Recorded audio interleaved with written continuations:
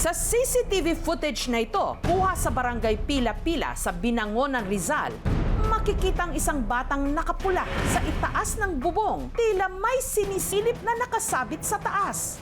Lang saglit lang, ang bata nawala sa frame ng CCTV.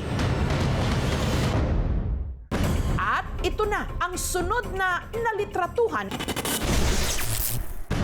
Ang bata sa bubong, natusta ang balat mula kamay hanggang tuhod. Puro sugat po siya. Hindi po siya nagsasalita. Putok-putok po yung balat niya. Ang bata kasi nakuryente. Matapos subukang kunin sa poste ang sumabit pala ritong saranggola. Napakasakit na pag nakikita ko siya. Ang kwentong ito, babala sa lahat ng mga bata't matatanda. Isa sa pinakamasayang libangan ng ating kabataan ang magpalipad ng saranggola. Ginagawa pa rin hanggang ngayon, pero ingat lang mga bata dahil sa larong ito, meron palang peligro. Ang biktima, ang 12 anyos na si John Lloyd, ayon sa kanyang mga kalaro na sina Pedring at Junior, umaga nitong Martes nung nagkayayaan silang magbisikleta. Ako po ang niyaya nila mag-hire ng bike para mag-stroll-stroll. Pero umagaw daw sa atensyon ni John Lloyd ang kung anong nakasabit sa poste ng kuryente. May nakita po siyang saranggola. Pagkatapos maglaro, binalikan ni John Lloyd ang saranggola. Magagandaan po siguro. Sunod siyang umakyat ng bubong. Nakita ko na siya nasa taas na. Sabi namin bumaba po siya. Sabi, wait lang. Ngunit hindi pa rin niya nakuha ang saranggola. Kaya inakyat na raw nito ang poste. Sabi namin bumaba na. Baka makurente siya. Sabi niya, hindi yan. Pagtalikod namin, biglang pumutok na lang. Saktong pagdaan ko po doon sa may kanto na yun, may sumabog na malakas. Pagtingin ko po sa taas, nahulog na po yung bata galing doon sa pinakang transformer po nung poste. Nakita lang bumagsak na dahil lumagabog na yung yero eh. Tumakbo na po kami. Si Mark Lester, mag-isang ibinaba mula sa bubong ang walang malay na noong si John Lloyd. Hindi po siya gumagalaw. Parang patay na po siya. Binuhat ko po sa may kilikili. Itong braso niya po sunog talaga. Nagputok-putok po yung balat niya. Sunog din po yung buhok niya. Mabuti na lang daw at nadaanan sila ng kapatid ni John Lloyd na si Janice. Nung nakita ko po yung kapatid ko, nabigla po ako kasi natakot po ako. Sinakay ko po ng tricycle tapos sila po magdala ng ospital. Nung mga sandaling yun naman, hilong-talilong na sa kakahanap kay John Lloyd ang kanyang tatay Erwin. Nung sinabihan ko siya, sabi ko, huwag niya muna akong iiwan. Sigaw ko na sigaw ang pangalan niya. Walang sumasagot. Kinakabahan ako. Biglang may dumating na tricycle. Dali sa lang para madala sa ospital. At doon na nga bumungad kay Erwin ang kanyang anak na lapnos-lapnos na ang balat. Halos hindi ko na siya matingnan kasi hindi ko nga kaya eh. Luto yung mga balat niya. Nakakaawa talaga.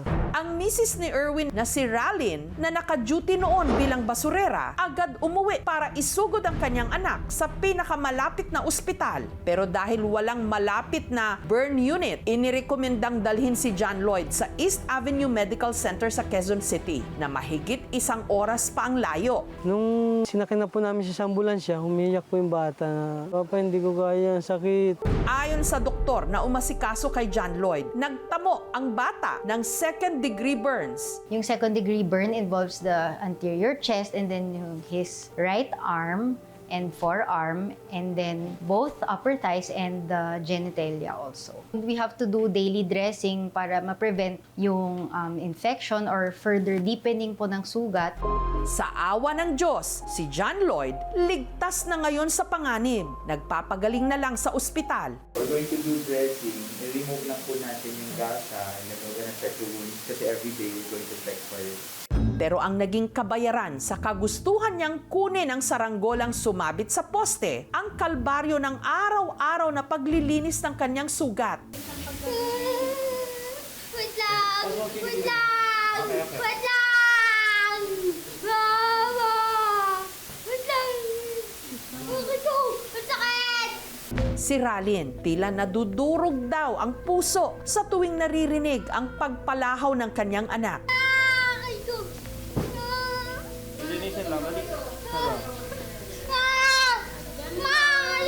Napakasakit na pag nakikita ko siya. Napakasakit talaga pag nakikita ko, lalo na pag nililinisan. Wala naman po akong ibang sinisisi, kundi ang sarili ko. Dapat nasa tabi lang ako ng anak ko, na titingnan ko siya at nagagabayan. Kung nakinig lang daw sana si John Lloyd sa payo ng kanyang mga kalaro. Umakit na po ako, sabi po ng kaibigan ko, bumaba na po ako. Sabi ko, wala yan, wala namang kuryente yan.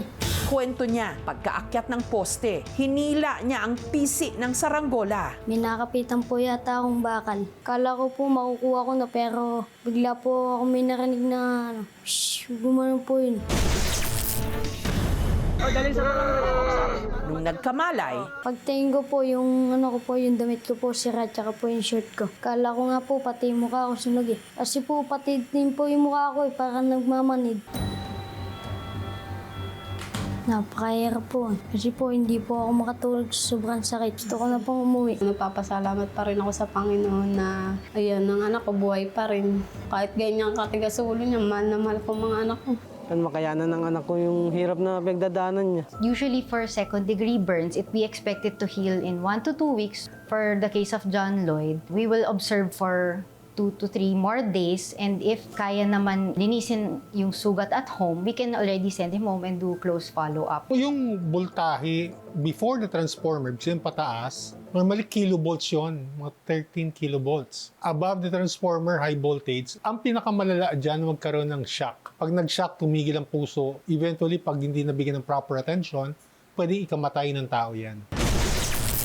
Kung hindi ikaw ay trained first aider or rescuer, immediately call the local bureau and provide proper ventilation kasi mainit na mainit ang katawan niyan. Do not provide water, anything by mouth kasi baka may shock yun sa loob, mag-cause ng clogging. Ito sa Saranggola, ito nga yung sumabit doon sa ito sa kuryente. Maraming batang gustong umuwi. Ito nga, kinabangan ko na nga para hindi na makuha ng ibang bata. Kung sakasakali po may makita po sila mga saranggola lumipad, hayaan na lamang po. Magpagawa na lang po ng bagong kinakailangan. Basta wag na lang po kukunin sa kuryente o sa poste.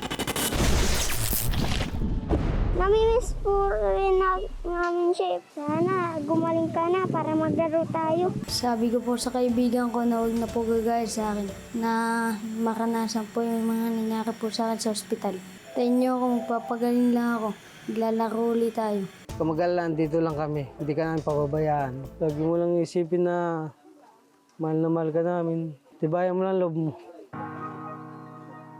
Makikinig na po ako sa sinasabi ng aking mga magulang. Di na po uli ako magkukulit. Hihingi na lang po ako ng patawad. Mahal na mahal ko po kayo.